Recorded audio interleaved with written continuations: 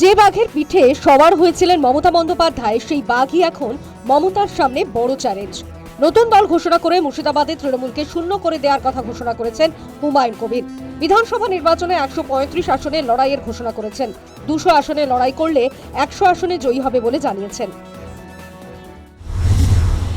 মুখে মুসলমানদের ভালোবাসা, মুসলমান অত বোকা নেই, মুসলমান আজ আর মূর্খ নেই, মুসলমান অনেক শক্তিশালী জায়গায় পৌঁছেছে।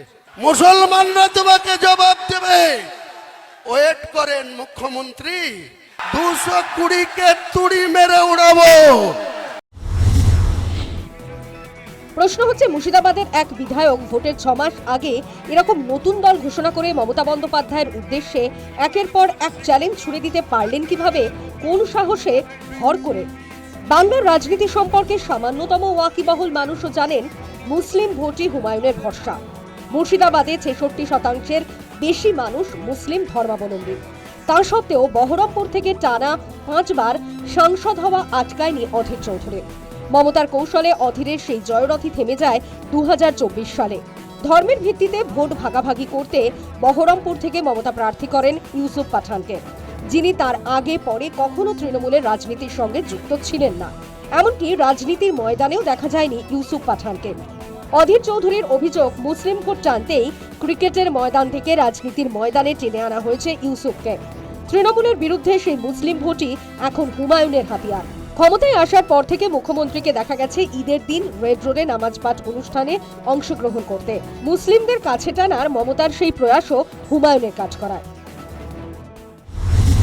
কিছু মুনাফেক বাক্কা মুসলমানকে হাত করে আপনি ঈদের ময়দানে গিয়ে আপনি বড় বড় হিজাব পরে ভাষণ দেবেন, আর মুসলিমদের উন্নয়ন হয়ে গেল?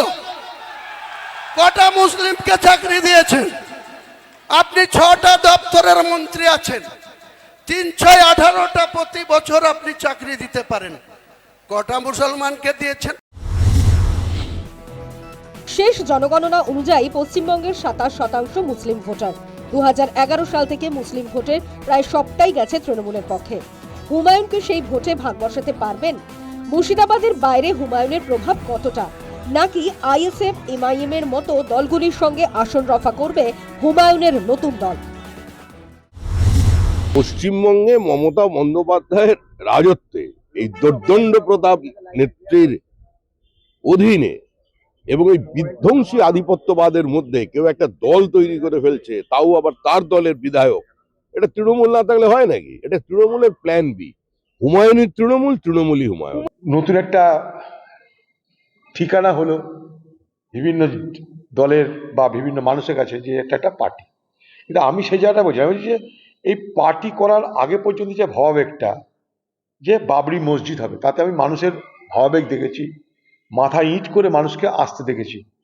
তো তারা ঠিক পার্টি করতে এসেছিল তো নয় বলে মনে হয়েছে আমার। তারা এসেছিল সেখানে মসজিদ তৈরি করতে।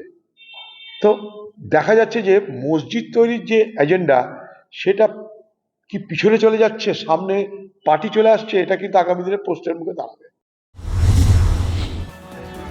পশ্চিমবঙ্গের রাজনীতির সঙ্গে যারা পরিচিত, তারা এক কথায় স্বীকার করবেন, মুসলিম ভোট ভাগ হলে ক্ষতি হবে তৃণমূলেরই।